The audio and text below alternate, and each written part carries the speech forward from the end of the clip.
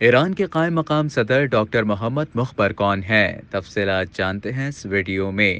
ایران کے صدر Ebrahim Raisi کی ہولناک حادثے میں وفات کے بعد آئین کے مطابق نائب صدر ڈاکٹر محمد مخبر اسلامی جمہوریہ ایران کے قائم مقام صدر کے طور پر اپنی ذمہ داریاں سنبھال چکے ہیں۔ ایرانی صدر ابراہیم رئیسی اور وزیر خارجہ حسین عامر عبدالحیان ہیلی کاپٹر حادثے میں جاں بحق ہو گئے ہیں۔ بد نصیب ہیلی کاپٹر میں ایران کے سپریم لیڈر آیت اللہ خامنائی کے ترجمان اور ایران کے صوبے تبریز کے گورنر کے علاوہ اعلیٰ عہدیداران بھی سوار تھے۔ ایرانی آئین کے مطابق صدر کے انتقال کے بعد 50 دن کے اندر صدارتی انتخابات کروائے جائیں گے۔ ایران کے آئین کے آرٹیکل 131 کے مطابق اگر کوئی صدر اپنے دور اقتدار کے دوران نااہل قرار دے دیا جاتا ہے یا پھر انتقال کر جاتا ہے تو سپریم لیڈر کی جانب سے تمام تر صورتحال کی تصدیق ہونے کے بعد نائب صدر اقتدار سنبھال لیتا ہے۔ بعد ازاں نائب صدر پارلیمنٹ کے اسپیکر اور عدلیہ کے سربراہ پر مشتمل ایک کونسل کو 50 دن کے اندر نئے صدر کا انتخاب کروانا ہوتا ہے۔ محمد مخبر نئے صدر کے منتخب ہونے تک قائم مقام صدر کے فرائض انجام دیں گے۔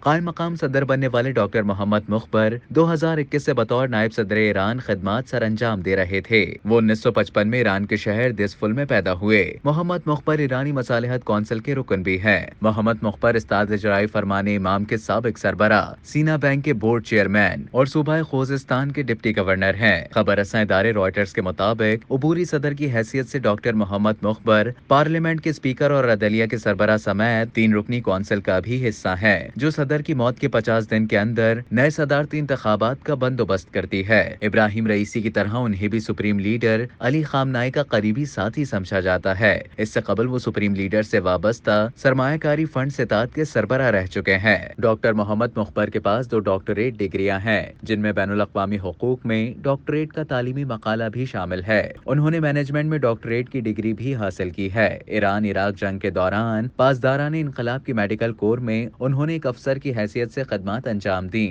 جولائی 2010 میں یورپی یونین کے ڈاکٹر محمد مخبر کو ان افراد اور اداروں کی فہرست میں شامل کیا جن پر جوہریہ بیلسٹک میزائل سرگرمیوں کے معاملے میں مبینہ طور پر ملوث ہونے کے الزام میں پابندیاں عائد کر رہے تھے۔ 2 سال گزرنے کے بعد محمد مخبر کا نام مذکورہ لسٹ سے نکال دیا گیا۔ اکتوبر 2022 میں محمد مخبر کو پاسداران انقلاب کے سینئر عہدیداروں اور سپریم نیشنل سیکیورٹی کونسل کے ایک عہدیدار کے ساتھ ماسکو بھیجا گیا تاکہ روس کو ڈرونز اور زمین سے زمین پر مار کرنے والے میزائلز بھیجنے کے معاہدے کو حتمی شکل دی جا سکے۔